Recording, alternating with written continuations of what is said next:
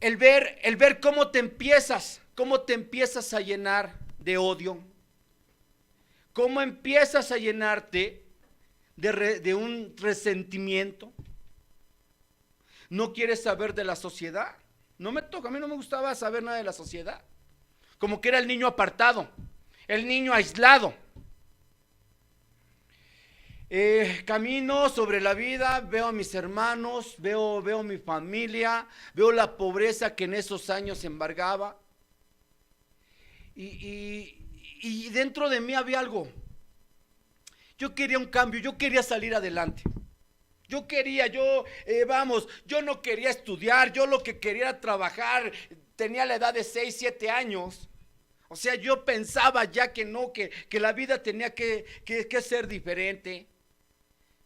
Pero me estaba marcando en ese momento. Yo no sé para qué, en ese momento yo no entendía que me estaba preparando para algo. Sí, me estaba preparando porque años después empecé a probar el alcohol. Cuando realmente yo me sentí solo, cuando realmente ese odio hacia la gente, ese resentimiento hacia papito, hacia mamita, empezó a florecer cada vez más.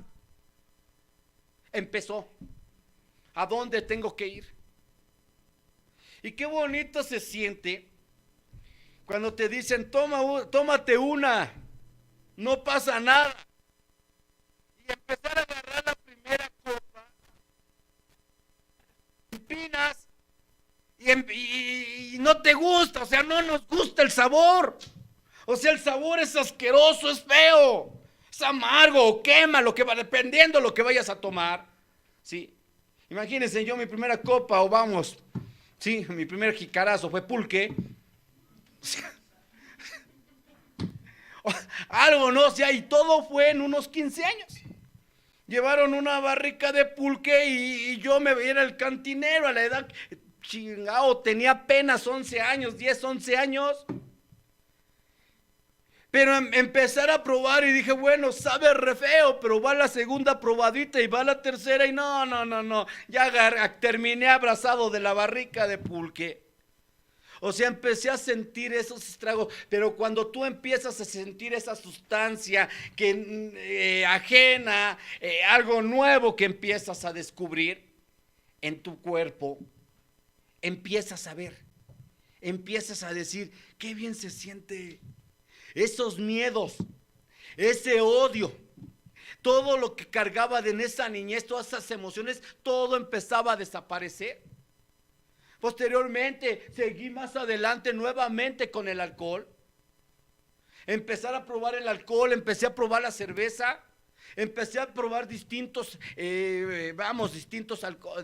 bebidas. Y cada vez, sí, me sentía mejor. Yo me sentía mejor cada vez. No me daba cuenta, sí, que dentro de que me sentía mejor, empezaba el odio a fluir cada vez más. Porque tuve que enfrentarme, más tarde llegó mi padre. Y el primero que yo me di cuenta que yo odié, que yo quería, ver y quizás gritarle, quizás señalarle, era mi padre. Yo no tenía el valor de hablarle de frente, era una persona muy autoritaria, era una persona que imponía con ver al señor verlo de frente, imponía. Entonces todo eso a mí me achicaba verlo sin una copa.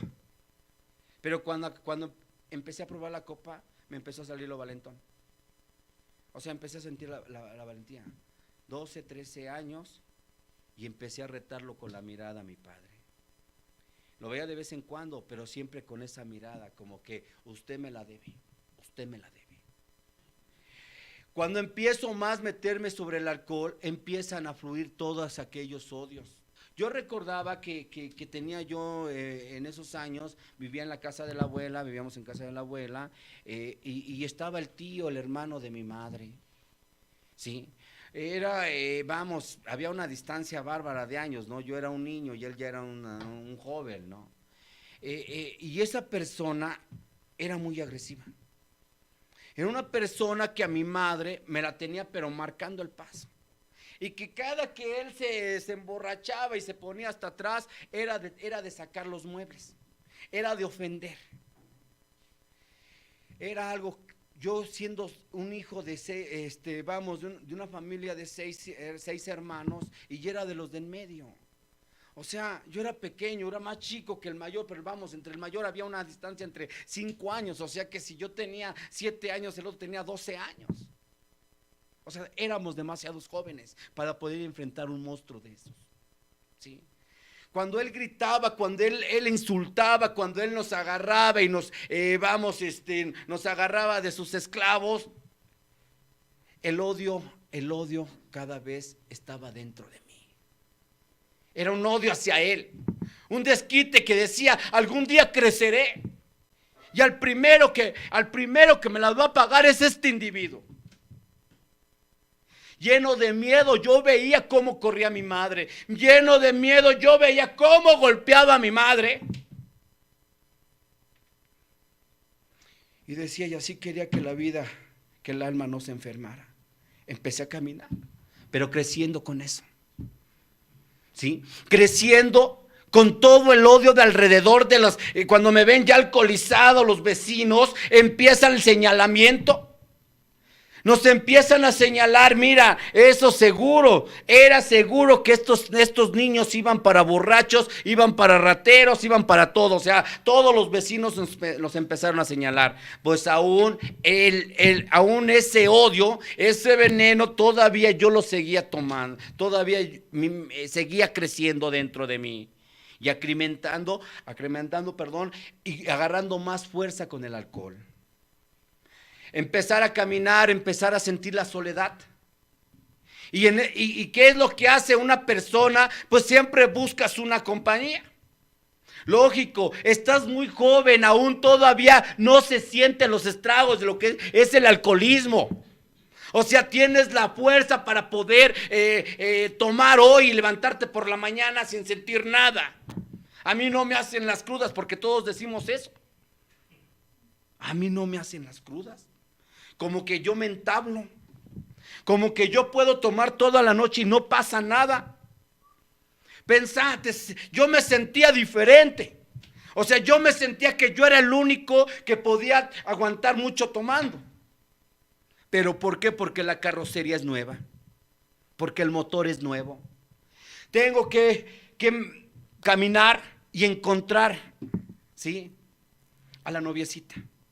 Cuando una persona vienes dañado de esa vida, de ese odio de los padres, de odio de la sociedad, o sea, de los vecinos, ¿sí? Quieres una compañía. Y empiezo a buscar. Me encuentro a la noviecita, 13 años. Y empezamos a tener una plática bonita. Algo que en ese momento, ¿no?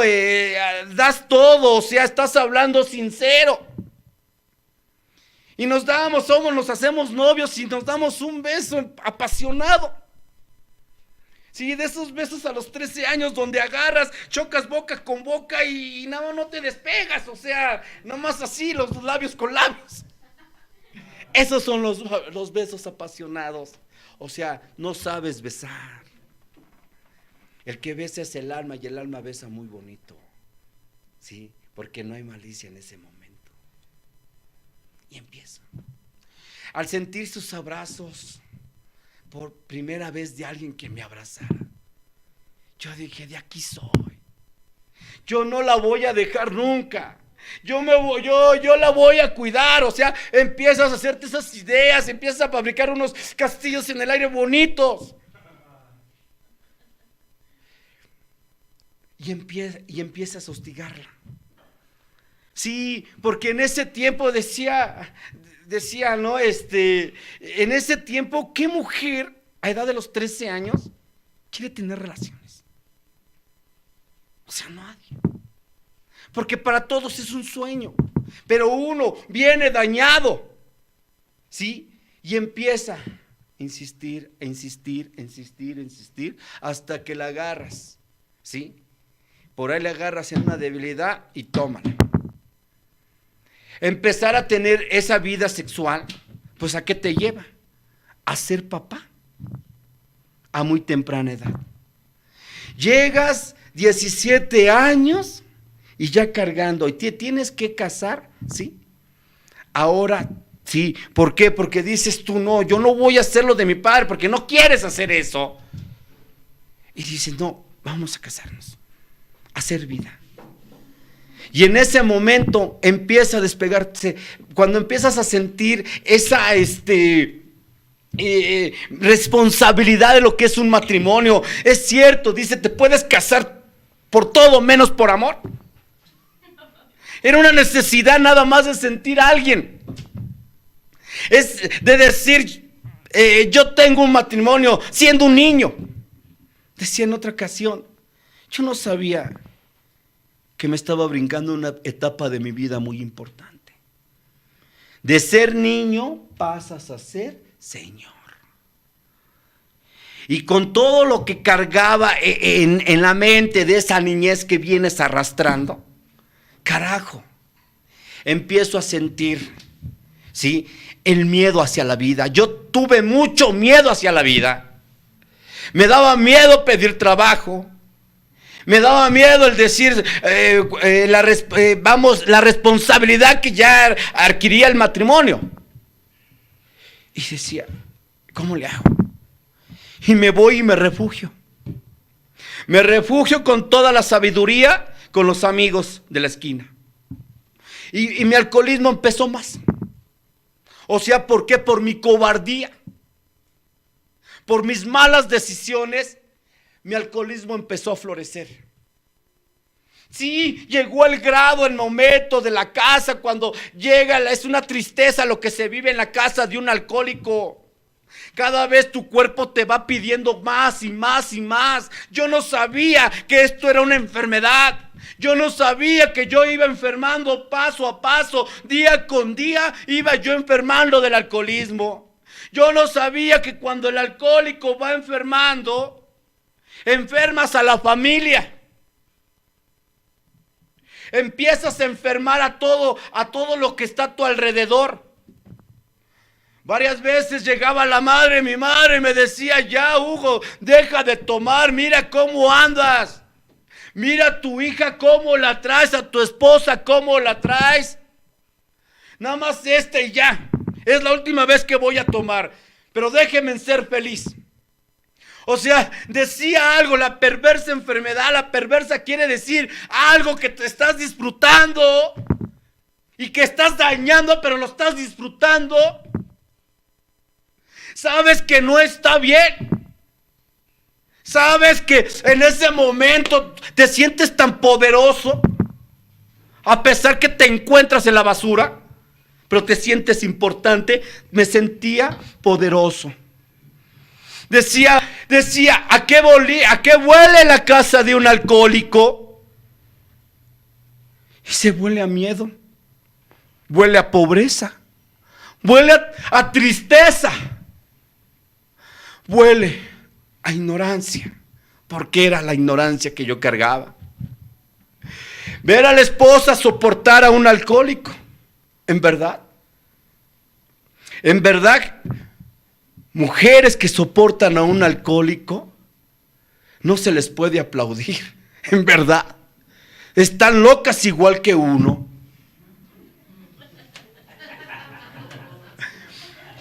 Tiene que soportar la esposa, porque quiere todo, quiere salvar su matrimonio. Y empieza, porque no puedo hablar de infidelidad, porque no hay infidelidad en esos años, porque no hay dinero, porque en esos momentos te interesa más estar en el alcoholismo, meterte al alcoholismo, oílo bien, que andar, ¿sí? Andar de infiel. Es más, ni te pelan. Al menos a mí no me pelaba, tal vez por feo y jodido, imagínense. Empiezo a vivir esa vida, a brincarme la etapa de la vida. Yo veía a la esposa, tenía ilusiones ella. Tenía ilusiones de salvar su matrimonio. Tenía esas ilusiones, ¿sí? De que algún día iba a cambiar. Sí, yo también, igual me tuvieron que llevar a muchos lugares, o sea, me llevaban a consultas con el brujo. Me llevaban a decir a promesas, usted ni creemos en Dios o vamos, en ese momento no hay nada espiritual y te llevan a jurar. Y nosotros, yo por complacer a la familia y por calmar el problema que en esos momentos se encuentra uno, dice, yo hago lo que quieras. Pero dentro de uno sabemos bien que siempre hay una reserva y mientras que esa reserva no se saque, siempre continuaremos en el alcohol. Sí. La pobreza cada vez era más y cada vez era más la loquera. A mí no me interesaba ya trabajar. O yo trabajaba y cuando la mente empieza a enfermar, cuando empiezas a enfermar más, ganas un dinero, 200 pesos y decías 100 para la casa y lo primero que haces son los otros 100 porque me lo merezco, porque trabajé mucho y esto es pa'l pomo. O sea, empiezas a pensar de esa forma, ya todo relacionas el alcoholismo. Lo relacionas en tu vida tanto. Sí, eso me llevó a la destrucción total de lo que viene siendo el matrimonio. La esposa tuvo que partir y decir, ay, quédate. Y empezar a sentir nuevamente la soledad, porque el alcohólico es miedoso. Porque nosotros somos miedosos, somos habladores. Y yo puedo solo y qué bueno que te vas y ahora sí todo va a ser para mí y voy a tener mi libertad. Pero eso lo decimos borrachos, pero ya cuando estamos secos, vieja, ¿dónde estás? Regresa. Por mis hijos, ¿cómo van a andar sin padre? O sea, chantajista. Bien dicen que somos los maestros de la falacia y la mentira. Y voy y le ruego, me le hinco. Y no accede. Me pone la condición de llegar a AA. Llego a un grupo de alcohólicos anónimos. Decía 21 años y yo pisando un AA.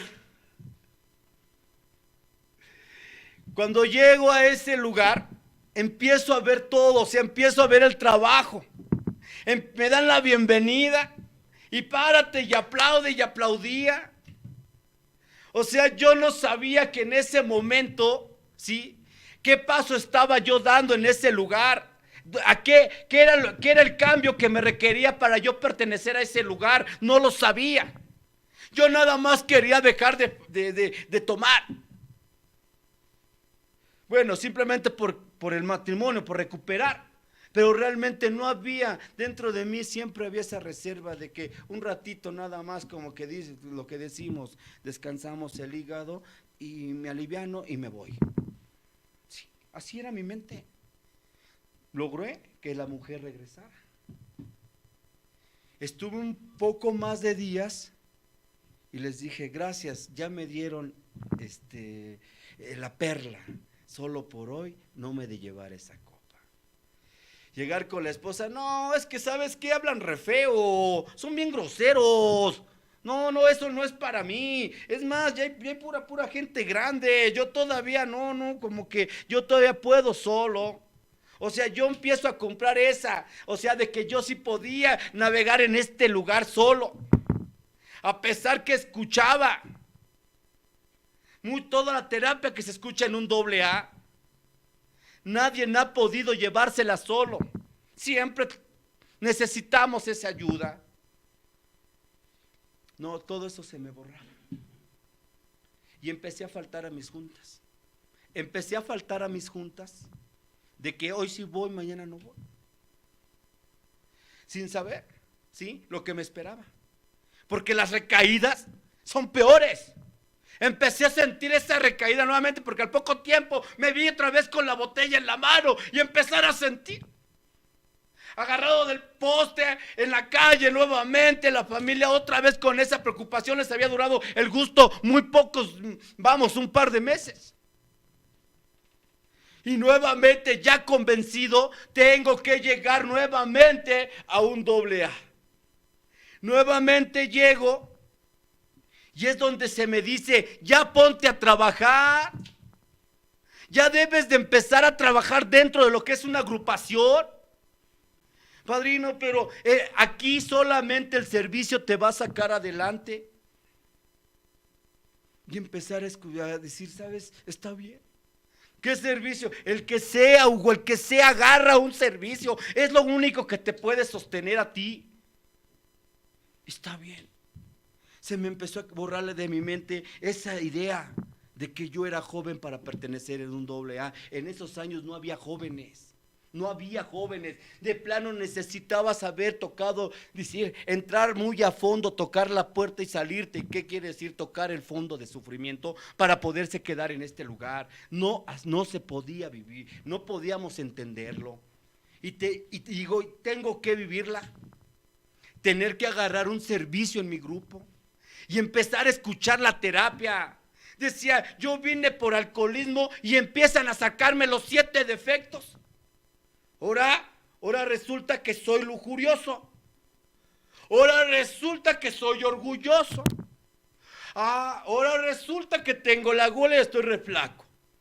Ahora resulta, o sea, para todo rebuznaba. Pero en el cuarto paso nos dice, ¿no? Estos instintos fueron dotados para la supervivencia del hombre. No lo podía entender. Y tal vez a lo mejor de eso me agarraba un poco, pero tenía que trabajarlos. En ese momento decía, bueno, pues voy a empezar a trabajar sobre mis defectos, ¿Y cuáles fueron mis defectos? ¿Cuál era el que tenía yo más disparado? ¿Sí? Era el orgullo, era la ira, era la gula, era la lujuria. Pues ¿cuál lujuria? Pues si no tenía. O sea, hablaba, ¿cuál gula? Y decía, mira, cabrón, es que aquí, Hugo, debes de entender qué es la gula. Muchas veces la disfrazamos, o sea, pensamos que la gula nada más es aquella persona que come. Pero sí, también como le entras al cigarro y empezar a ver, no, sí. Empezar a trabajar los defectos y los defectos cada vez, conocerlos un poco más, es conocerse a sí mismo. Lo que yo no me he dado cuenta, que mi alma venía enferma emocional. Mi alma venía enferma del odio, del resentimiento. Que mi alma no podía estar tranquila porque siempre estaba generando. Yo siempre generaba hacia la familia. Mi padre fue el culpable de esto. Mi madre también, mis hermanos. Ahora ya empezaba a gritar sin alcohol en una tribuna. Ya me empezaban a enseñar a hablar. Ya me empezaban a decir cómo estaba la onda, cómo tenía que sanar. A través de los defectos. Decía, no soy tan defectuoso yo. Yo simplemente digo, lujuria, nunca no le he sido infiel a mi esposa. La gula, estoy flaco. Orgullo, la avaricia, pues ¿cuál avaricia? Empezar a ver esa parte, que yo no tenía esos defectos. Pero bien dice, cuando tú llegas a este lugar y empiezas a aprender a vivir, te encuentras con un chingo de enfermedades. Decían los padrinos, no tienes problemas, no, pues ven, aquí te los vamos a hacer. Y efectivamente, ahí me los hicieron. Empezar a ver cómo se dan las cosas, porque se dan bonito. Dice, cuando tú eres obediente dentro de este lugar, pues todo se empieza a dar. Los hijos empezaron a crecer, ¿sí? Empezó a llegar las partes materiales. Ya había casa, a poco tiempo ya había casa. ¿Sí? Ya vestía, ya había comida en esa casa. Pero aguas. Decía, allí es donde empieza la aventura, el caminar de un alcohólico, cuando no se lleva lo que nos pide el programa. Una persona que no lleva este programa como es, tiene a caer. Y empecé a caer. Empecé a sentirme, decir, carajo, a flotar por encima de los demás. Pero los primeros que pagaron los platos fue mi familia. Empezó la infidelidad, ahora ya tenía con qué, por la parte material. Y decía, pues un cachito, total, no se va a notar. ¿Qué puede pasar? Si yo he visto alcohólicos que se abordan una tribuna y los he escuchado y hablan bonito y se ve que se la llevan bien con su familia y ya andan en otros lados, ¿por qué yo no ser uno de ellos? Empezar a ver sobre la avaricia. Empezar a trabajar y acumular dinero y a veces no comer. A veces no comía. ¿Por qué? Porque me molestaba. Decía, ya llegó la hora de comer, carajo, y yo tengo que terminar mi trabajo. O sea, empezaba a cambiar mi forma de pensar, empezó a cambiar. Cada vez esa ambición iba enfermando el alma. Empezaba la lujuria, empezaba la ambición. De ahí te lleva un defecto, te lleva al otro. Y empecé a tener la ira. La ira cada vez se me empezó a disparar más. ¿Sí? Empezó el orgullo. Empezar a ver cómo empiezas en este lugar. Si no trabajas, cómo empiezas a flotar, empiezas a ver a todos por abajo del hombro. Y todo eso te empiezas a caer sin darte cuenta, cada vez vas enfermando más. Sin darme cuenta, me voy enfermando cada vez más y más. Sí, es triste llegar a tu casa sabiendo que estás en un lugar cuando antes te recibían de aplausos, de qué bueno que ya llegaste, viejo, qué bueno, ¿quieres de comer? Que papá, y mira cómo me fue a la escuela y ahora ya empezaba a cambiar. ¿Por qué? Por mis ambiciones, por mi forma de conducirme. Ya no había esa armonía dentro de ese hogar. Se veía contenta la esposa, pero cuando ya se empieza a dar cuenta de ciertas cosas, empieza a volteármela. Lógico, no hay mujer tonta, no hay mujer que no se dé cuenta que su marido anda de infiel. A veces nos creemos tan astutos nosotros, pero hasta con el simple hecho de que cambies de calcetines, con eso se dan cuenta que ya no andas en buenos pasos, cabrón. Lógico, están acostumbradas a ver cómo caminas y de repente te desvías. Yo empecé a ver esa parte. Todo lo que cuando tú te conduces mal dentro de este lugar, todo el resultado será en tu hogar. Decía el padrino, sí, tú podrás hablar como perico, pero le preguntaremos a tus hijos y a tu esposa. Y el circo de los payasos se vino abajo. Y efectivamente yo decía, no, tú calla. Los alcohólicos tienen que darse cuenta, que no se den cuenta, que vean que en nosotros hay pura felicidad. Cuando en esos momentos sabes bien que ya dentro de tu hogar, dice, no te das cuenta en qué momento metiste. ¿Sí? Decía el demonio de la separación. El convivir en una cama con tu esposa donde no te habla, donde te da la espalda. Y empiezas todo justificas. ¿No me entiende? ¿Que no se da cuenta que trabajo mucho? Ella no me valora. O sea, empiezas a justificarte. Y la esposa, lógico, a la esposa la empiezas a meter en una depresión. Por eso decía, el alcohólico, qué bueno que él cayera. Pero no, dañamos mucho. Tú piensas que los hijos no se dan cuenta. ¿Cuál es tu comportamiento? Tú piensas que tus hijos, en el momento que tú estás discutiendo, que el ver sus caras, que ellos siempre voltean a ver al uno al otro y que todo lo están absorbiendo, que no te das cuenta que con tus palabras, dice, las palabras de un alcohólico dañan demasiado. Cuando un alcohólico abre la boca, daña lo más profundo, hasta lo más profundo del alma. Vas matando el alma, vas enfermando, matando el alma de tu compañera. Pero sí, todo el mundo está mal, menos tú. Todo el mundo, a todos ves mal, menos tú. Yo decía, no, es que yo dejé de tomar. Yo soy un ejemplo de la AA. Y era una gran mentira. Era una gran mentira.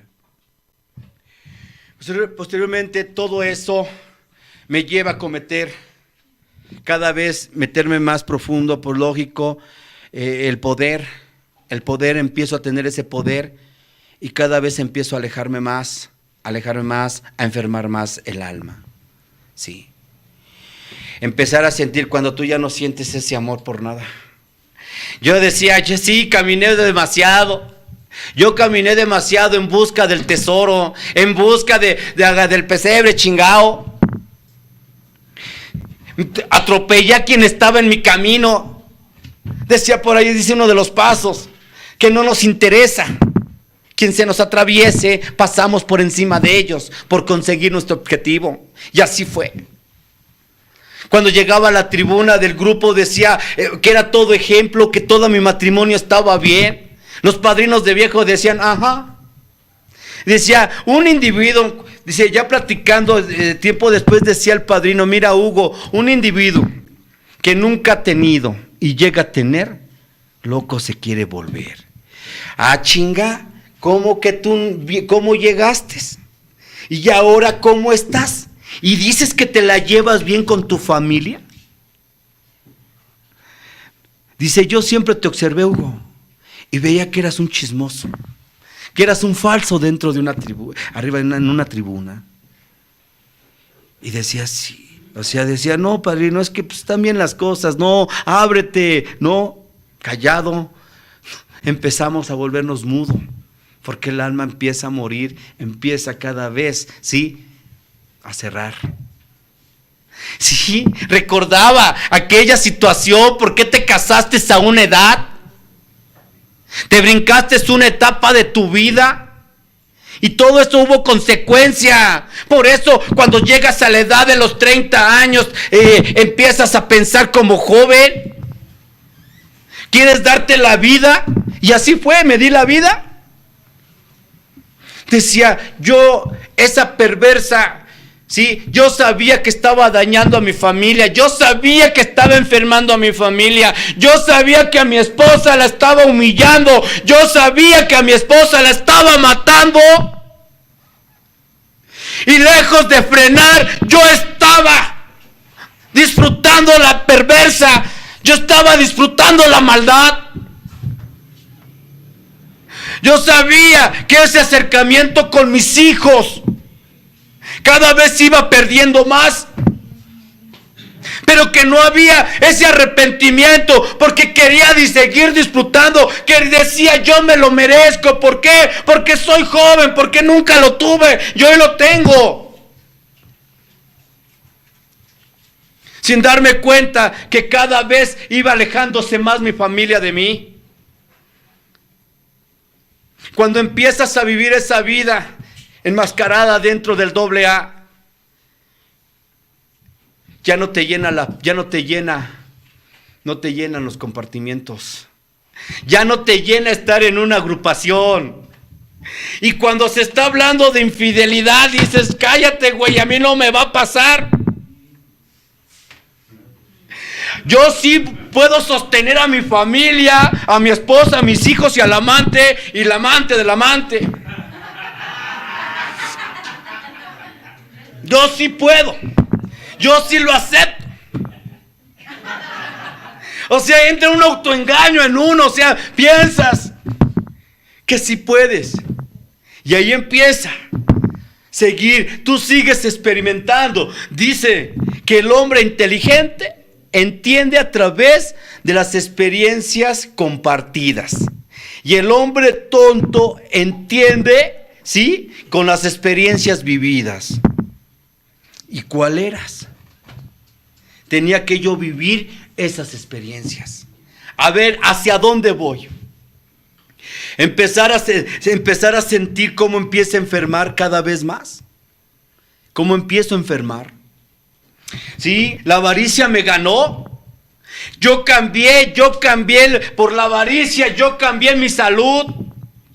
Por la avaricia tuve que caerme del trabajo, me lastimé y tuve que caer al hospital. Y cuando el doctor me dice serás operado, la columna está dañada. Y decía, ¿de qué me sirvió haber trabajado tanto? ¿De qué me sirvió quedarme noche y día trabajando, fines de semana, sacrificar a la familia, sacrificar doble A por la ambición? Ahora la operación te sale en tanto. Y veía lo que había juntado, dije, hasta salgo debiendo. La ambición me ganaba. Y decía, no puedo hacer nada más, deme una sobadita, voy con el juecero y quedo. Porque eres tacaño hasta para tu salud, cabrón. Porque te duele el codo, te duele gastar. Y decía, no, ¿cuál operación? Mejor vamos con la huesera.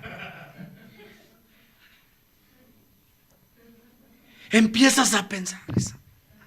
Te empiezas, decía, eres tan pobre que lo único que tienes es dinero, porque no vas ni al pinche dentista, sabes que tienes que atenderte la boca y no lo haces porque te duele gastar en ese dentista.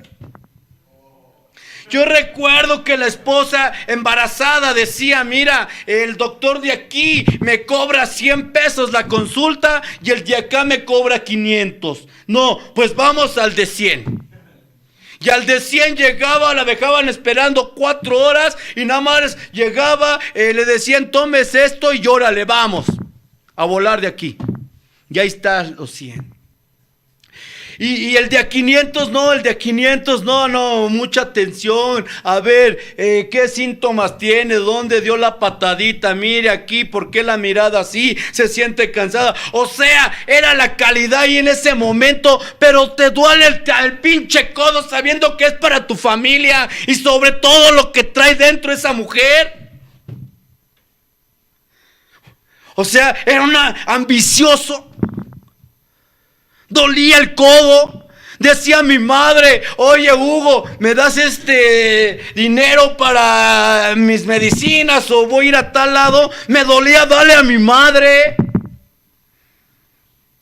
O sea, empieza cada vez ese pinche defecto, cada vez empieza a fluir más. A la familia le invitabas quesadillas y sopes. Pero cuando andabas de pata de perro, hasta bits, restaurantes, te bajabas bien caballeroso y abrías la puerta del carro. Pásale, mi reina.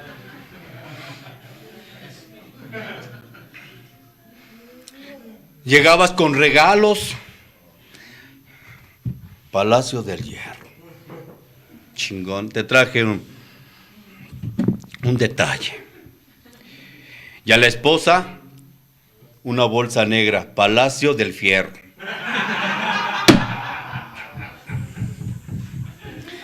Peripulgas. O sea, así de tacaño, así de ambicioso. A veces decía, carajo, me tengo que esconder para que no me vea mi madre y me tenga que pedir dinero. O sea, ¿te duele darle a tu madre? ¿Te duele darle a tus hijos? Si es una enfermedad. Dice, ¿quién puede ser más pobre? Aquel que tiene 1,000 pesos en su bolsa que aquel que tiene 50 pesos. El que tiene 50 pesos va y se compra una Coca-Cola y unas Sabritas, se sienta en la banqueta feliz de la vida y hasta se ríe. Y el que tiene 1,000 pesos, no. Mejor me quedo con las ganas de la Coca-Cola y de las papitas porque si no se me va mi billete. ¿Quién es más pobre? Decía, Hugo, ¿quién es más pobre, Hugo? Es algo que se vive, que lo tuve que vivir. Cuando llega el momento de decir no me voy a operar. ¿Duele? Yo me voy a acostumbrar al dolor. O sea, clásico, alcohólico, tacaño, desafiante. Y digo, yo me voy a acostumbrar al dolor, no me voy a operar. Y a lo mejor, por pinche tacaño. Y sigo mi vida. Empecé a ver la lujuria, cómo le pegaba al alma. Sí, ya no cuando entra la lujuria decía, yo presumía de ser una persona lujuriosa. Yo pensé que yo no tenía llenadero. Yo decía que era algo que disfrutaba andar aquí, de allá y de allá para acá. Cuando realmente no sabes de lo que andas buscando. Cuando realmente, inconscientemente, sabes que necesitas una caricia. Porque una persona que tuvo mucho rechazo en la niñez necesita la caricia de perro. Y yo por eso andaba buscando la aceptación y comprando amigos para que dijeran qué inteligente eres. Me gustaría ser como tú que no toma. Sí, mira, carajo, tienes familia y tienes el poder. Y bien crecidote, sí, solamente yo. Esa parte de empezar a confundir. El llegar a la casa y presumir de la lujuria, cuando realmente en la casa no había relaciones ya. Ya no se disfrutan las relaciones. ¿Quién va a disfrutar una relación después de una jornada de lucha, de ofensas hacia la esposa, de ofenderla, sabiendo que andas de pata de perro, que andas de infiel? ¿Cómo va a disfrutar una relación? Y le decía, eres frígida. Pues sí, hoy entiendo que la frigidez yo mismo se la desarrollé a la esposa. Porque una de las etapas de la frigidez es cuando la mujer trae un odio hacia su pareja, un resentimiento de decir, hijo de tal por cual te odio. Y cuando te dicen te odio, no me toques ya. De seguro anda con otro, hijo. Por eso me trata así. Andas con otro, alguien por ahí. No. Es algo que tú mismo, esa enfermedad, tú hiciste que se desarrollara.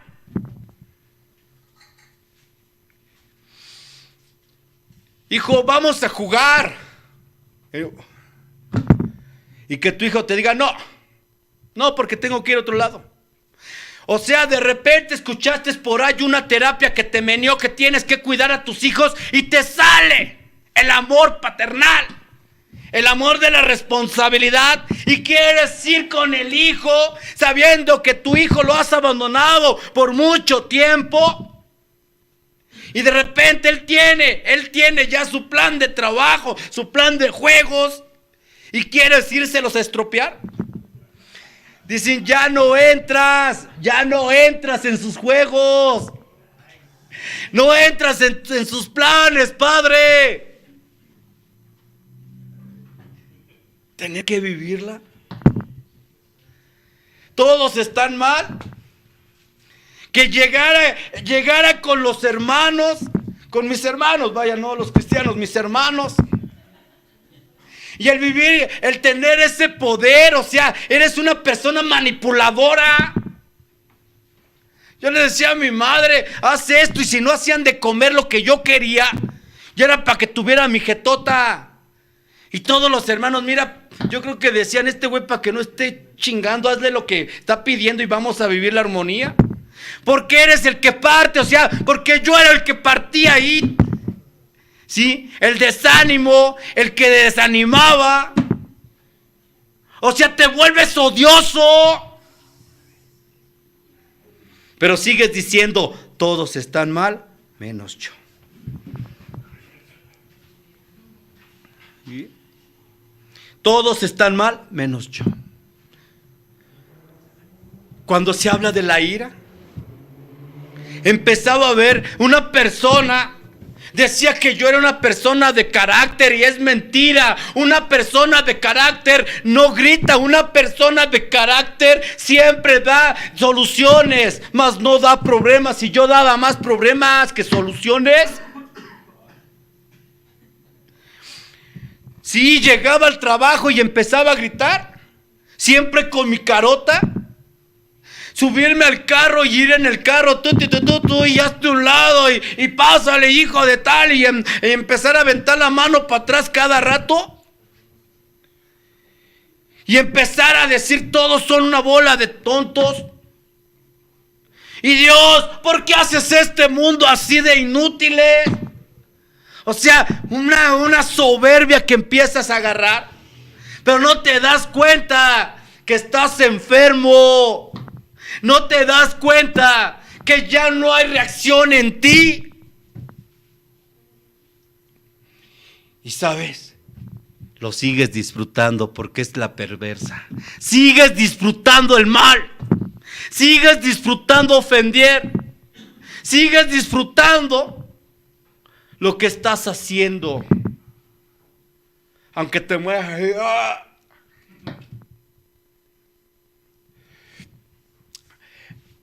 Esa parte la tuve que vivir.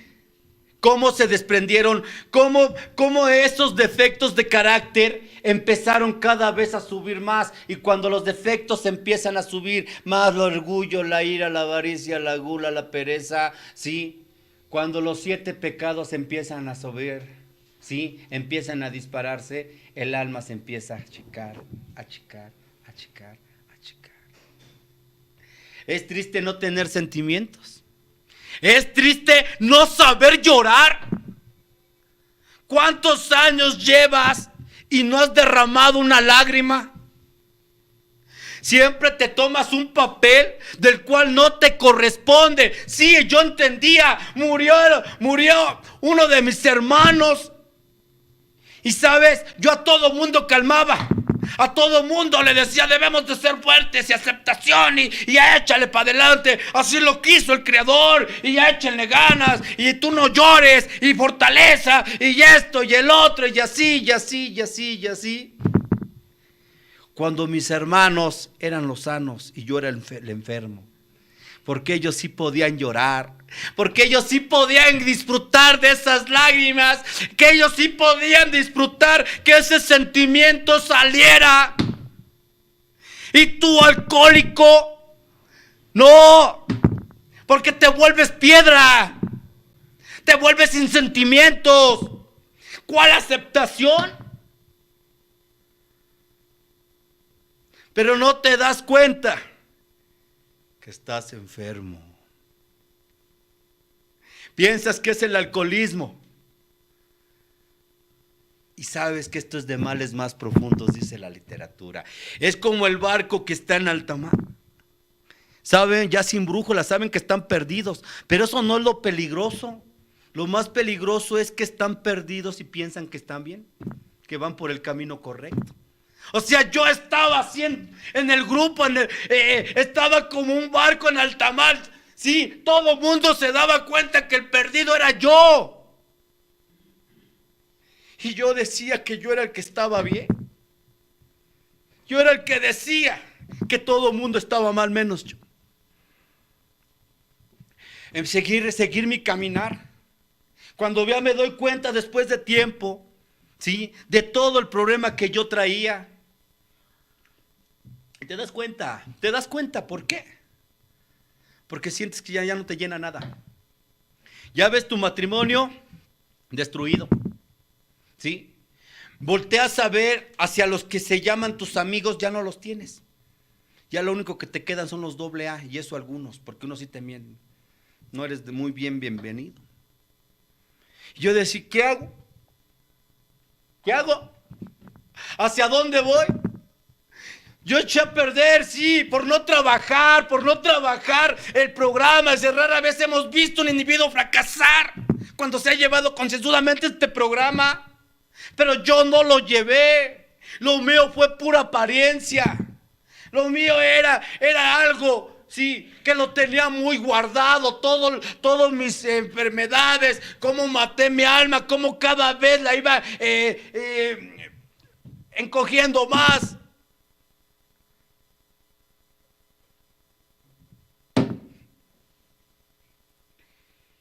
Y no sentir.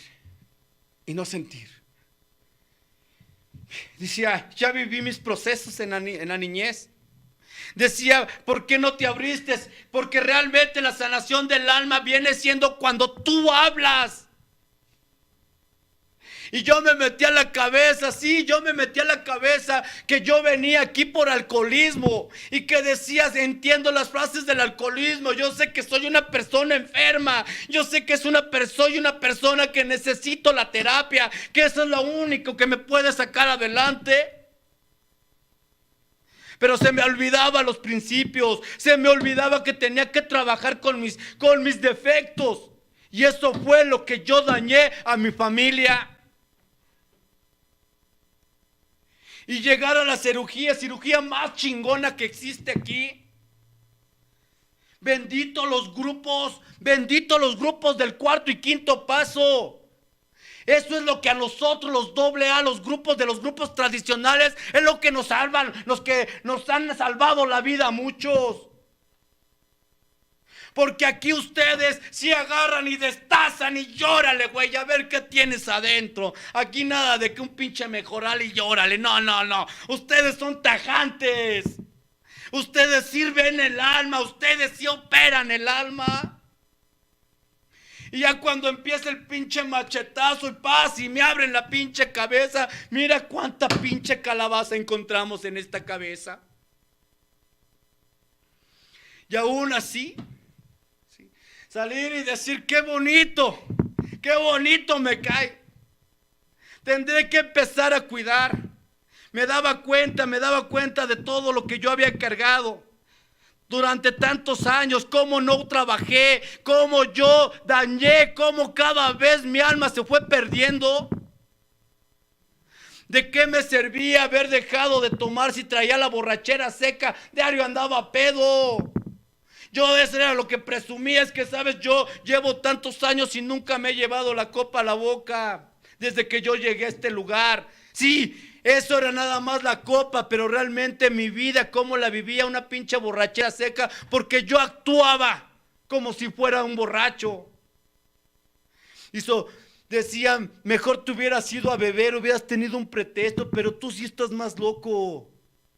Aquel que va a beber mínimo dice, bueno, pues andaba ya perdido nuevamente. Pero tú que lo hiciste seco. Cuando llego a este lugar, cuando llego de esa operación que me hacen, sí, quedas bien. Te das cuenta, te leen. Esto es lo que es usted, lo que ha hecho del programa. Y mire lo que le ha hecho a su familia. Ahora tendrás que trabajar. Pero no nada más de una operación usted queda. Usted necesita varias operaciones. No piense que con esta ya le destriparon todo. No. Y no te lo metas a la cabeza eso. Usted debe de estar en escritura tras operación. Dice, bueno, padrino, ¿y qué viene siendo la primera escritura? Pues chingados, yo fui bien honesto. ¿Ah, sí? A ver, la primera escritura te lleva, ¿sí? Las 4 escrituras están dentro de rigor, están dentro de lo que es nuestra literatura. A ver, ¿cómo has trabajado cómo dices que tú ya te chingaste todo en esta operación y fuiste limpio y que tú no necesitas? Porque yo no quería volver a escribir. Y decía, a ver, espera, pues sí, es que pues yo apunté todo, pues todos mis despapalles que yo hice, y mira, padrino, pues vamos, todo el daño que le hice a mi esposa, a mis hijos, al programa, pues yo no entiendo por qué tengo que volver a escribir. Y dice, mira, si tú no escribes, sí, oílo bien, una persona como tú necesita escribir para poder sanar. De lo contrario, cada vez vas a ir enfermando más tu alma. te vas a llenar. Y sí lo veía, porque yo, mucho tiempo me la aventé con una primera escritura. Mucho tiempo dentro del cuarto y quinto paso, porque ya estaba dentro, me la aventé con una primera escritura, pensando que ya había solucionado todo. Y no, era una gran mentira nuevamente, porque te empiezas a llenar nuevamente de odio. Ahora ya atacaste a la familia, al grupo de donde vienes. Ahora empezaba los cuarto y quinto paso. Empezar a ver a criticar al compañero, empezar a criticar a los coordinadores, empezar a criticar, sí, a los padrinos, a todos. Salí, qué bonito, y cuando salí de esa escritura todo el mundo abrazaba. Al poco tiempo se me olvidó quién me llevó al apadrinamiento. Al poco tiempo aquel padrino que yo le di la mano y le dije gracias por regalarme esos momentos chingones, todo tu tiempo, padrino. Y llórale, y lo hice mi ídolo en ese momento, y le apretaba y decía que siempre ahí, y que cada que me dice, cada que necesites algo, no te preocupes, Hugo, búscame. O si esas palabras se me quedaron grabadas. Pero cuando sube el padrino a una tribuna y empieza a hablar su vida, y yo empiezo a meterme en su vida, decía el padrino, mira, es que yo tengo un problema con mi hijo, lo acabo se lo llevaron al reclusorio, y decía, con mi esposa me acabo de separar, y esto y el otro, y decía, ese fue el que me apadrinó. Y decía que debería de cuidar a mi familia, a mi esposa, que debería de tener comunicación con mis hijos. Fue empezar a criticar. Y esa alegría, esa poca espiritualidad que tú ganaste en esa escritura, le dabas el primer puñalazo. Órale. Y empezar a ver cuánto dinero entra. ¿Cuánto dinero no ha de entrar en este lugar? Cobran tanto por tanto. Y luego leo, el alcohólico criticón, empiezas a hacer cuentas y empiezas a decir con cuánto dinero se quedan esos coordinadores, esos líderes. Vas a la experiencia y porque no te pasaron a la pasarela donde tú revientas, tú eres el bueno y no hay otro como tú, pero no te pasaron, te vienes dolido, te vienes resentido. No entiendes que en ese momento estás enfermando cada vez más. ¿De qué armadura me hablas? Empezar a ver, y decía la esposa cuando llegaba de una experiencia, ya mejor ni vayas, tú estás mejor sin ir a ese lugar, vas allá, dizque apoyar y vienes bien desmadrado. Por criticón, porque no quererle entrar. O sea, cómo esos defectos, aún dentro de este lugar, seguían floreciendo. Le das vida. Yo le di vida a esos defectos. Y agarro y dije, no, yo me quedo en Cercos porque la madrina que está dando Cercos está bien guapa. ¿Y le entendiste? Sí. Pero se volteaba al pizarrón y decía, wow.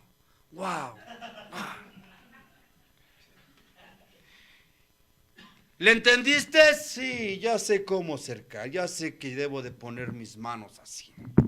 Ya sé cómo debo de apadrinar. O sea, y nada más iba a la junta esa. O sea, empezaba a ver esa situación.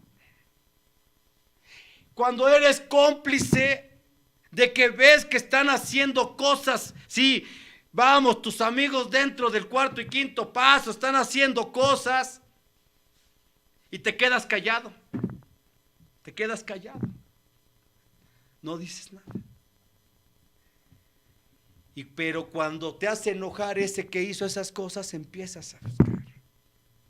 Empiezas a ofender. No, es algo, es enfermarse en este lugar. Yo muchas veces dice, no, vámonos a volar de aquí. Qué bonito es los grupos tradicionales donde nada más aventamos 3 pesos, somos bien libres, no hacemos escrituras, no nos estudian tanto, allí nada más lo que subimos a tribuna y con eso quedamos. Yo así pensaba. Decía el padrino, mira Hugo, por eso debes de llevar una secuencia en lo que son tus escrituras. Si tú realmente quieres sanar, me dice, la primera escritura abarca desde una derrota, dice, una derrota ante el alcohol y ante mis emociones, primer paso, una aceptación. Segundo paso, donde nos habla, llegamos a creer que un poder superior, o sea, creer en un Dios, concebir un Dios. Tercer paso, dependencia hacia Dios y hacia el grupo, dice, y hacia adelante, carajo. Cuarto paso, el inventario moral, un estudio, agarrar y sacar todo lo que te ha enfermado desde esa niñez. Quinto paso, confesar mis errores dice en primer lugar, ante Dios y ante un ser humano. Tomados del octavo y noveno paso, reparación de daños. Si tú no reparas daño, no pides perdón, Hugo, no sirve de nada tu escritura. Seguirás con ese dolor, seguirás con esa crítica. Primera escritura. Dice, bueno, ¿y qué es lo que voy a encontrar en una segunda? En una segunda trabajarás sobre los defectos de carácter. El defecto de carácter más disparado que tienes, Hugo, es lo que te lleva a una segunda escritura. Y humildemente le pides a Dios, que es sexto y séptimo paso. Humildemente le pedimos a Dios que nos librase de nuestros defectos de carácter. Dice, trabajar el defecto. Muchas veces yo te encargo, porque muchos que llegan a escribir lo que es una segunda escritura no saben con qué se están enfrentando. ¿Qué escritura llevas? Segunda, se iba segunda. No, pues que toda madre. Y ya trabajaste sobre ese defecto. ¿Cuál es tu defecto? La ambición, el orgullo, la avaricia, la lujuria, la pereza, la ira. ¿Cuál es tu defecto más disparado? Trabajar sobre los defectos de carácter. Tomados nuevamente del octavo y noveno. Te tomarás a reparar tus daños. Esa escritura nuevamente te manda a la reparación de daños. Está bien, padrino. Pues ya que me estás diciendo, bueno, y una tercera escritura, ¿qué es, padrino? Dice, mira, una tercera escritura viene siendo 11º paso. Continuamos haciendo nuestro inventario moral, y cuando nos equivocamos, sí, lo reconocemos y lo anotamos. A través de la oración y la meditación, un contacto consciente con Dios, 11º paso. Dice, en esta escritura vas a encontrar tu contacto, vas a saber qué es la oración y vas a saber qué es la meditación. Tendrás, por eso es espiritual, muy espiritual esta, porque tendrás tu contacto de frente con el Creador, con tu poder superior. ¿Cómo? Sí, entenderás qué es la oración y qué es la meditación. Bueno, pues dímelo, ¿no? Pues dímelo para ver si me animo algún día. Dice, bueno, te ves muy pendejo, te lo voy a decir, Hugo.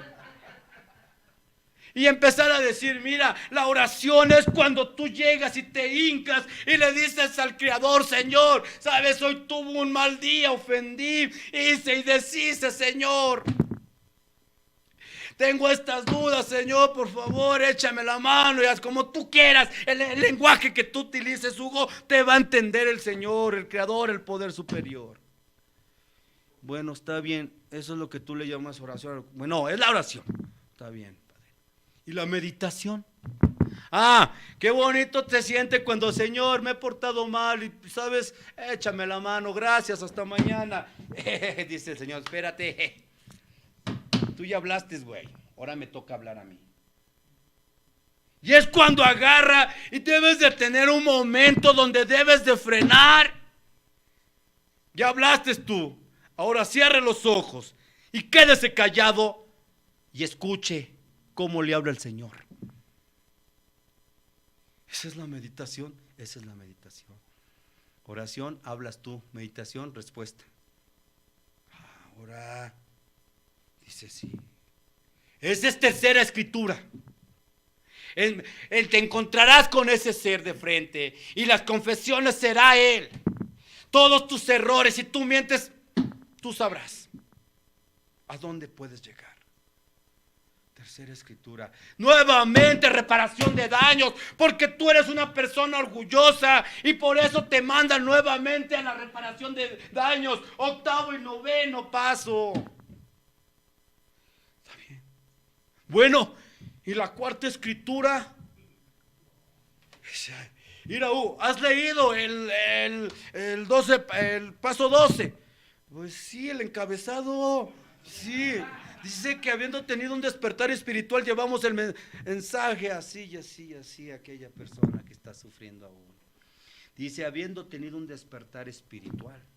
Tú, para haber tenido un despertar espiritual, ya trascendiste la primera escritura, ya trascendiste una segunda, ya trascendiste una tercera, sí, una aceptación primera, un defectos de carácter, sí, con humildad y ese contacto. Ya aprendiste a hincarte. Cuando se llega a la cuarta escritura es porque ya recorriste estas escrituras. Y que entonces es un recorrido, un recordatorio a todo lo que está, a todas tus escrituras que fueron. Ahí te darás cuenta si realmente perdonaste, te darás cuenta cuánto has trascendido. Por eso no escribas a lo pendejo, Hugo. Cada escritura tiene un sentido. Entonces eso es la cuarta escritura. Es el cierre de todo lo que viene siendo nuestros 12 pasos. Es el cierre de todos. Tamare, yo nunca lo había visto así. Muchos años viendo esta cosa y agarrándome de ahí. Y nunca lo había visto de esta forma. Pues sí. Dice, el que tenga ojos que vea, el que tenga oídos que escuche. Usted siempre ha estado ciego, güey. Crueles, son crueles. En verdad, no se compadecen estos doble A, esos cuarto y quinto paso ya. Y tener que ver esa forma, empezar a entender. Sí, que tuve que ir a una segunda escritura y empezar a trabajar todavía ese daño, porque todavía había trascendido la primera, segunda, tercera operación, cuarta operación, y sabes, seguía odiando a mi padre, no perdoné a mi hermano. Me decía, la sanación del alma viene siendo a través del perdón. Si tú todavía no perdonas, oílo bien, no hay sanación. Seguirás vegetando en un doble A, nada más. Y me daba cuenta que no había trascendido esa parte, que yo a mi padre, sí, cuando falleció, ni una lágrima, porque no había sentimiento, porque no había, no fluía nada, y simplemente decía, yo te perdono, yo te perdoné, y ya no hay ningún problema. Pero dentro de mi ser, dentro de mí, no, había un niño lastimado, había un niño que se quedó con ese dolor de la separación, cosa que yo no le había hablado en una escritura, cosa que fueron cosas que se quedaron, que porque ya me creía el mayor, que como yo voy a seguir odiando después de tanto tiempo, sigo odiando a papito, con que sigo odiando a mamita, pues de qué se trata, no, ¿qué van a decir de mí? Y tenerme que encontrar era algo que no te deja trascender. Yo también no aceptaba que era una persona rechazada desde niño, que yo fui un niño que me rechazaron mucho y eso lo grabé mucho. Que todas mis escrituras, en varias escrituras fui caminando y no hablé del rechazo. Es donde me encuentro aún que era verdad lo que me había dicho aquel padrino. Presumías de lujuria y buscabas la aceptación nada más. Una lujuria, recordáis, una lujuria es cuando ya no se mide extremos, ya ves mucha pornografía, ya no te importa cómo meterte, ya no te importa con quién, hombre o mujer, da lo mismo. Lo hacías, pues no, dice ahí que no, pues nada que se jacte, ¿no? Y decía, sí, esa es la lujuria. ¿Y a poco lo hacías tú con las mujeres que decías? Muchas veces se terminaba ya hasta para allá. Como que fue mi conquista. Y seguía mi caminar y fue mi conquista, Sí, más bien buscabas la palmadita. Me daba cuenta que todavía ese rechazo seguía dentro de mí, que no se había trabajado ese rechazo. Me daba cuenta también que yo no perdoné a mi hermano el mayor, que muchos años yo fui el parteaguas de mi familia, que peleé con mi hermano el mayor y que muchos años pasamos peleados, que navidades había reuniones en la familia, en casa de mi madre y había ese de que tú estés para allá y yo de este lado. Esa parte yo no la había trabajado. Yo no había trabajado ese perdón. Decía mi madre en esos tiempos, yo llegaba y le decía, ¿va a estar tu hijo aquí? Sí, va a llegar hoy. ¿Sabes que no lo quiero ver? Y como yo era el poderoso en ese momento, mi madre me decía, cálmate, ¿no ves que es mi hijo? Pues es su hijo, no es hijo mío. Y todo fue por un dinero. Me llené de odio. Dice, resentimientos, veneno puro para el alma. El odio, veneno puro para el alma. Y recordaba que era esa parte, ¿no? O sea, cómo no la había trascendido. Cuando yo fui para esa escritura, por ese problema con mi hermano, todo trabajé, menos trabajé esa parte. De todo hablé, menos esa parte. Nomás cuando me preguntaron, ¿cómo vas con tu hermano? Ya lo perdoné. Porque en ese momento estaba la parte espiritual. Pero me olvidé de trabajar ese odio que había, ese sentimiento. Y decía, sabes, mira, te voy a contar con una ocasión cómo fueron las cosas. Sí, nos peleamos por mucho tiempo, muchos años. Yo era el fuerte, el que gobernaba. Mi hermano empezó a tomar y cada vez se fue yendo hacia abajo. Y yo en ese momento, por el dolor que me había causado, yo decía, qué bueno que estés ahí. Y sabes, aún estando dentro de estos lugares, yo seguía odiando a ese hermano. Recuerdo que una ocasión me invitaron a compartir a un grupo y estaba el padrino, fuimos como grupo y estaba el padrino y él estaba advirtiendo, decir, ¿qué fecha es el día de hoy? Decía, es Navidad, porque fue en la Navidad de ese año. Y decía, miren, esta es una noche de paz. Es el momento que si estás enojado con un familiar, vaya si le estreches la mano. Es el momento del perdón. Es el momento que debes de poner la armonía en tu hogar. Él lo hablaba para todos, pero todo me caía a mí. Decía, no, es que mi hermano me dañó mucho, no puede ser así. Cuando yo llego a ese lugar de la casa de mi madre, ya estaba lista para la cena. Mi hermano se encontraba en un rincón, yo me encontraba en otro rincón. Mis otros hermanos, un ratito con aquel y otro ratito con este. Y así estaba cuando pusieron la mesa, nos quedamos los dos de frente. Así me lo pusieron así de frente a mi hermano.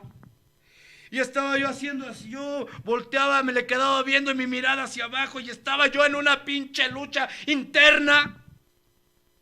El odio el orgullo se apoderaba de mí cada vez más.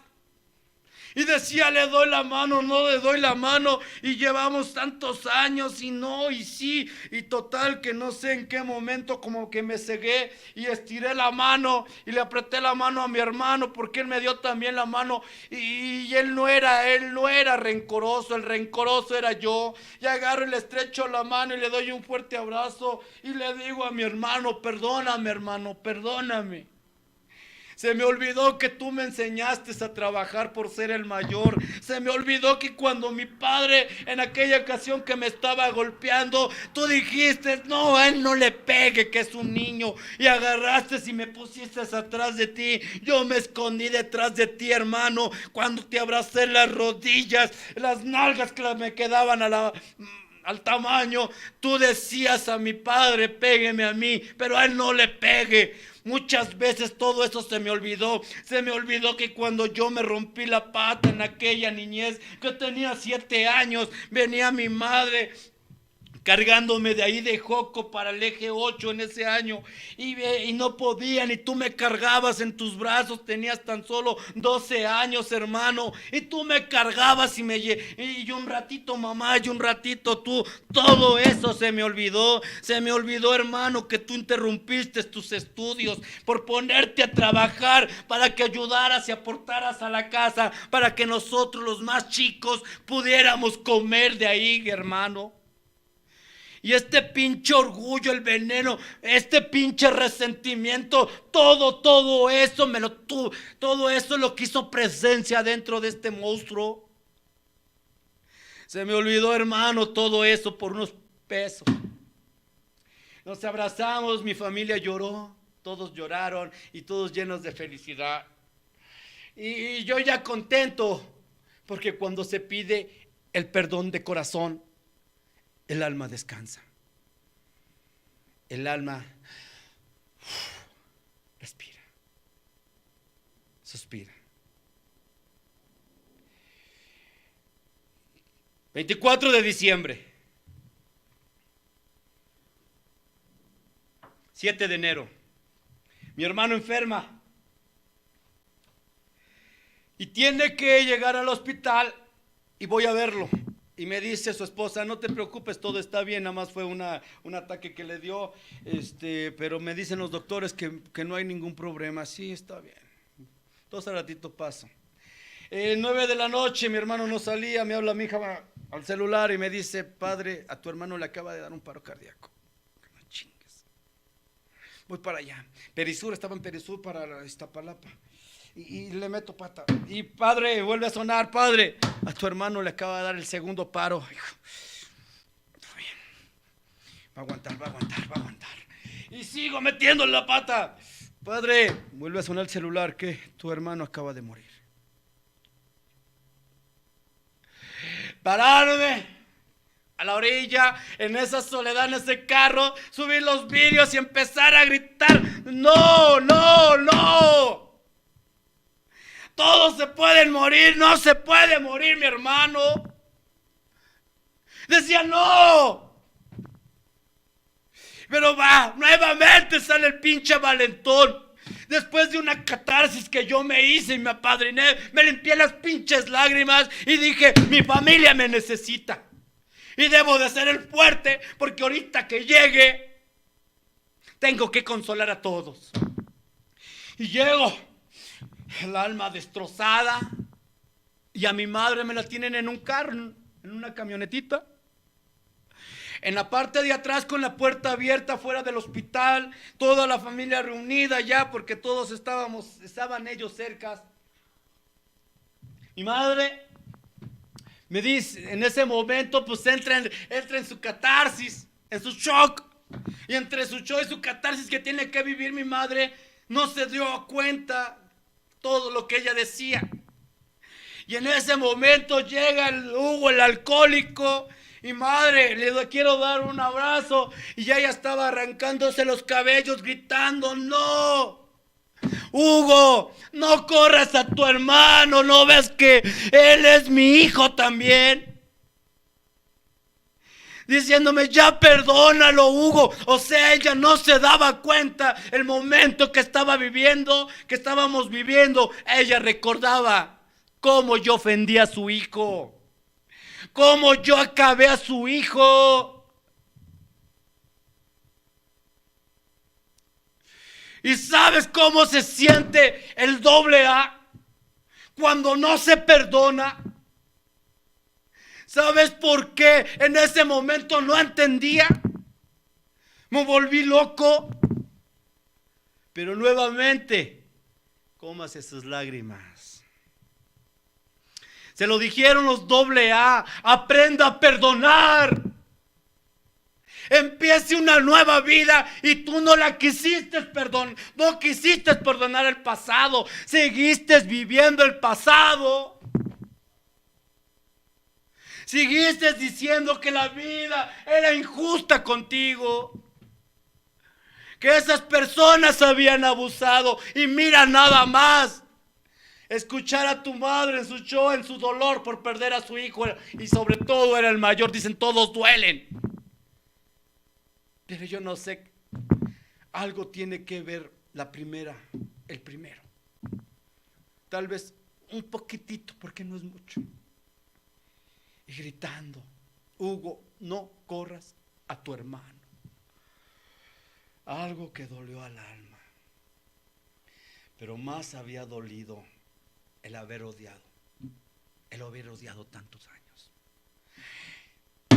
Algo que se tiene que perdonar en este lugar es el perdón. Si tú quieres componer tu alma, quieres que no enferme tu alma, perdona. Entiende qué es el perdón. Cuando el alma llora, dice que cuando las rodillas duelen, pulsan, es porque el orgullo le da un estacazo fuerte al alma y no te permite doblar la rodilla para pedir perdón, reconocer tus errores. Por eso duelen las rodillas. Es que Él me hizo, sí, Él te hizo daño, está bien. Pero cuidado con que exageres, porque se te puede voltear. Y fue lo que le sucedió a Hugo. Se llenó del odio. Resentimiento, un sentimiento traído al presente. Las rodillas me dolieron para poderme hincar por el orgullo. Y decía el cáncer hace presencia cuando no hay una liberación. Por eso el cáncer hace presencia en el ser. La gripa hace presencia cuando el alma está llorando y el cuerpo no responde, la mente. Por eso la gripa hace presencia. Repercusiones.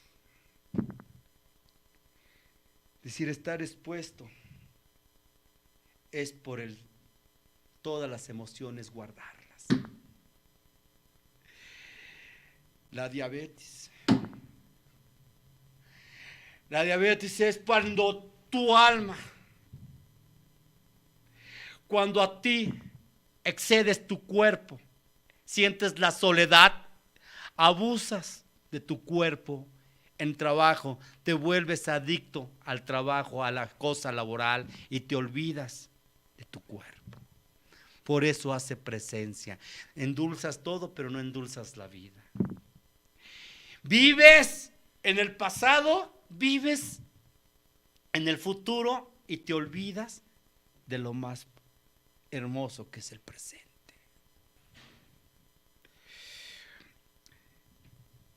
El perdón entra, dice, yo perdono pero no olvido. No, así no es. Esta es una parábola, no sé cómo la entiendas, de un individuo que se roba unos tenis y llega al reclusorio.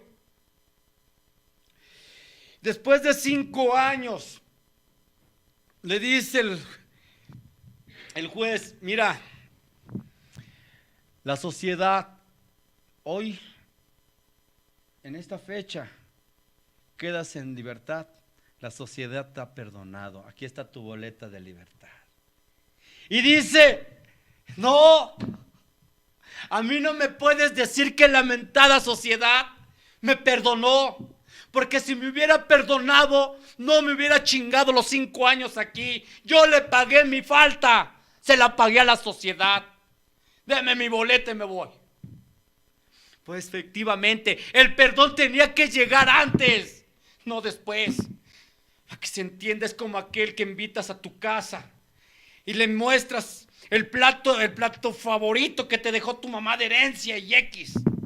Y de pura descuido, de un descuido, lo toca y lo cae y pum, se rompe. Y tú dices, no, ¿qué hiciste? Hasta que no me lo pagues te perdono. No. Si tú vas a perdonar, no tienes por qué exigir el pago de ese mentado plato. En ese momento se tiene que perdonar. Es como aquel ejemplo también. Sucedió de una persona que nunca había sido infiel y lo fue. Y tuvo la desgracia de que le cayeron. La esposa en su orgullo, montado en su dignidad, le dice: ¿sabes? Yo no te voy a perdonar esto. Y si voy a seguir contigo, oílo bien, voy a seguir contigo por mis hijos. Y la mujer no se cansó de hacer ridiculizarlo en las fiestas, en las reuniones. Para todos, él. Y él se sentía mal, él ya mejor se orillaba, ya esta persona ya mejor dormía aparte, sabía y reconocía su falta. Se casan sus hijos y se casa el último, y esa noche le dice a la mujer: oye, quiero hablar contigo. Sí, dime. ¿Te acuerdas de aquella infidelidad que me hiciste? Pues, ¿cómo no? Sí, ¿cómo no me voy a acordar si te has encargado de decírmelo noche a noche? Día a día te has encargado de recordarme. Pues, ¿qué te crees? Dime que ya te perdoné. Y se ríe, se da la vuelta y le dice: ¿ya me perdonaste? No, mija. Si usted, óigalo bien, le hago cuentas, hasta me sale debiendo.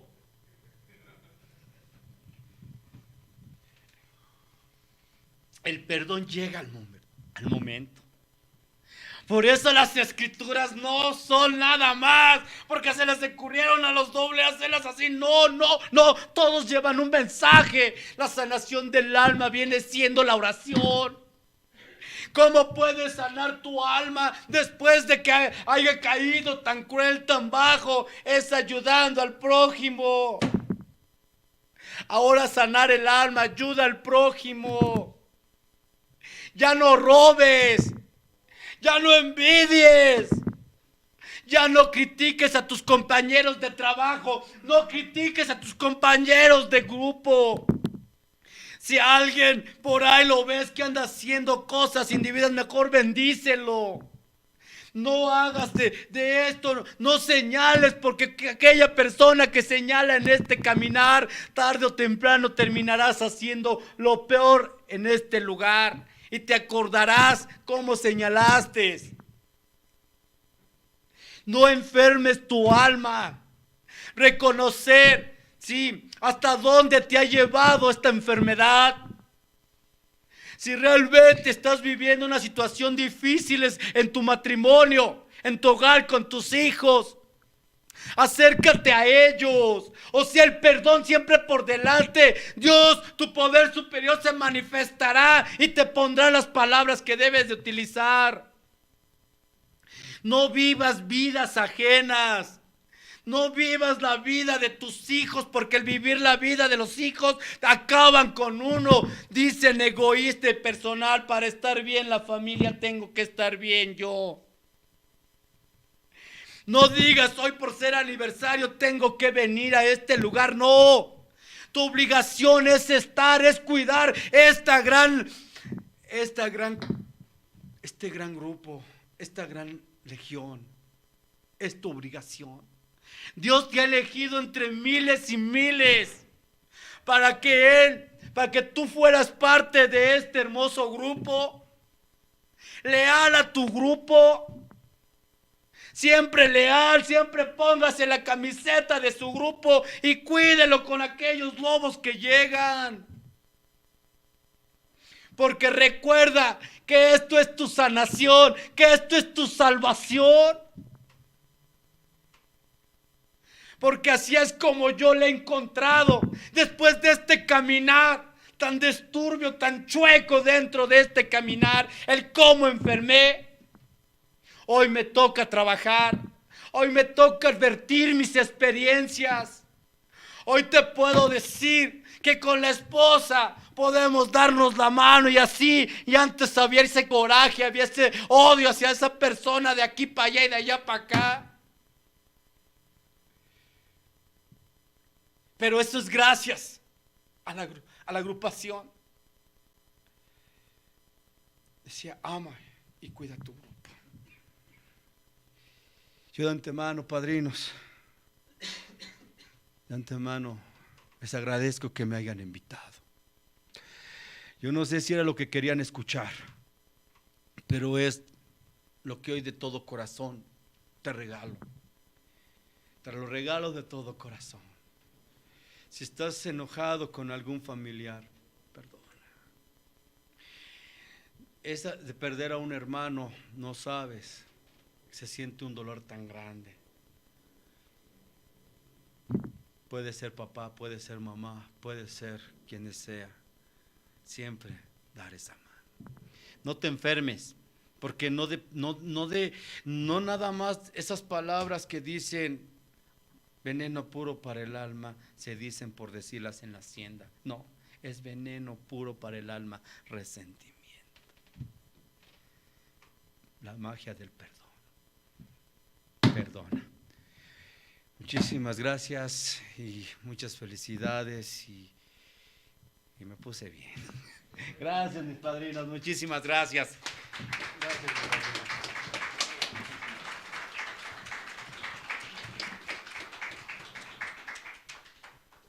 Si quieren más, mañana se vienen, mañana sigue el brazo, ¿no? Pues, espero que se hayan puesto de poca madre, ¿no? También en especial ojalá se vayan de la chingada para que mañana regresen nuevamente ustedes otros, ¿no?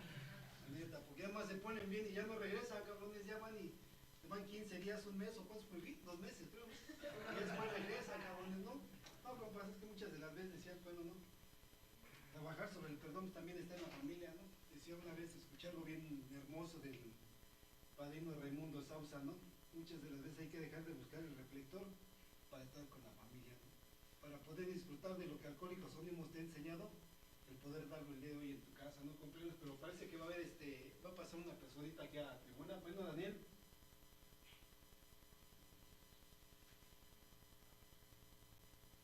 El padrino Arturo, adelante, Arturito.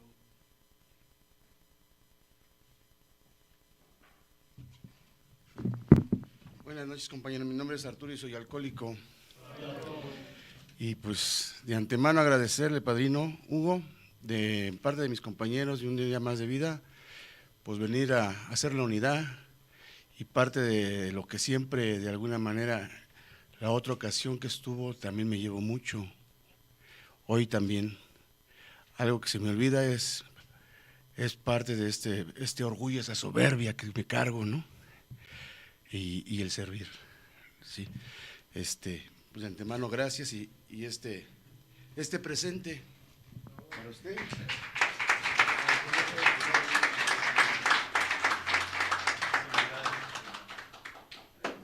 Y invitarlos a todos, compañeros, el próximo jueves, ahora sí que a la misma hora, pero más el jueves, está el padrino Brazo con un tema, ¿qué?